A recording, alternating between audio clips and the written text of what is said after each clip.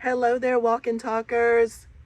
Today's Bible study, we are still in Second Chronicles chapter 2. We are still talking about Jehoshaphat. Jehoshaphat and his people are about to be attacked by 3 different armies. So he has called for a fast, and now he has gathered everyone in an assembly, and he is making his speech. He is doing a prayer talk with God right now.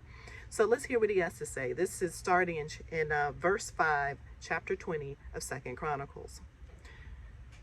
Then Jehoshaphat stood up in the assembly of Judah and Jerusalem at the temple of the Lord in the front of the new courtyard, and he said, Lord, the God of our ancestors, are you not the God who is in heaven? You rule over all the kingdoms and the nations. Power and might are in your hand, and no one can withstand you. Our God, did you not drive out the inhabitants of this land before your people Israel and give it forever to the descendants of Abraham, your friend? For we have no power to face this vast army that is attacking us. We do not know what to do, but our eyes are on you. All right. So Jehoshaphat had a lot to say to God.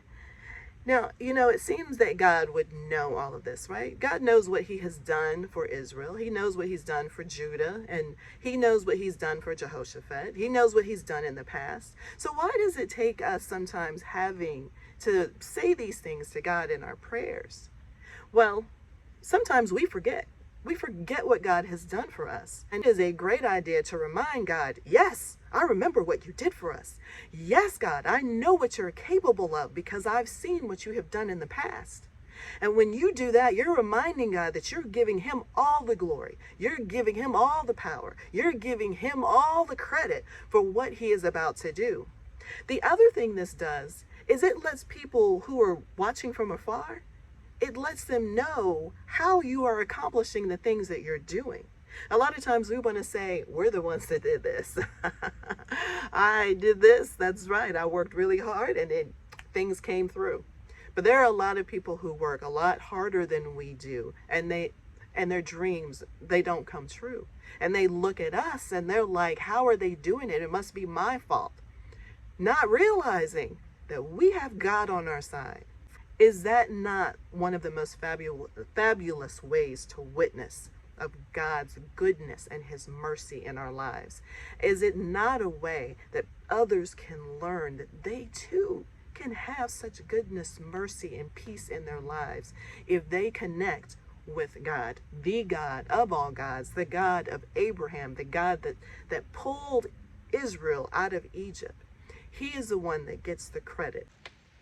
Hey, walking talkers, this is now time for our exercise tip of the day. What does water have to do with it?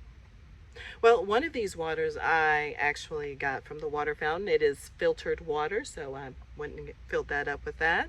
And this one, I actually found a stagnant puddle outside. That water looked pretty good, so I went on and filled this one up. Which one do you think I should drink?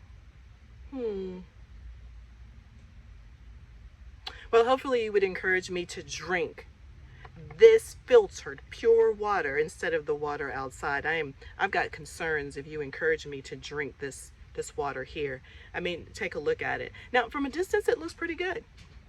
You may not even see the little pieces in there. I mean, if you're far from a distance, you really can't tell which one is better for you. But if you get a little up close, you will see that it is better for me to drink this nice pure water right here. And like I said, if you're my friend, you would encourage me to drink the purified water. We have to look at these things from the perspective of the Jehoshaphat story today. He got up in front of everyone and he gave God all the credit for the good things that happened to the Israelites. And as we mentioned, hey, why do that? Well, because a lot of times it looks like things are going well. For Jehoshaphat, things were going well for him. And from a distance, you can't tell who he's worshiping. It's just like this water. You can't tell which one is good to drink until you get right up on it. And as Jehoshaphat keeps following God, which is like drinking this purified water, he is going to be in great hands. Things will continue to go well with him. I didn't say easy. It won't always be easy, but in the end, you are being pure. You're drinking pure water, which will also help you to sweat out the impurities that you get. I also encourage that sweat. On the other hand, if you take a look at the little pieces in here, this is not something I would encourage someone to drink. This is not good for you. There's no telling what is in this water, and it will destroy your insides, and you won't even know why you are destroyed. So if you want to be a friend, if you want to be a witness, you encourage this good clean water. Hey, and as for exercising, this is a great thing to drink in comparison to all of the other drinks that are out there. This water is very purifying. Now you have your Gatorades and things like that that help you if you are really sweating and doing crazy stuff, like football players who are playing out in this 98-degree heat. They need a little something extra. But just for you on a daily basis, water is a really good thing to drink daily.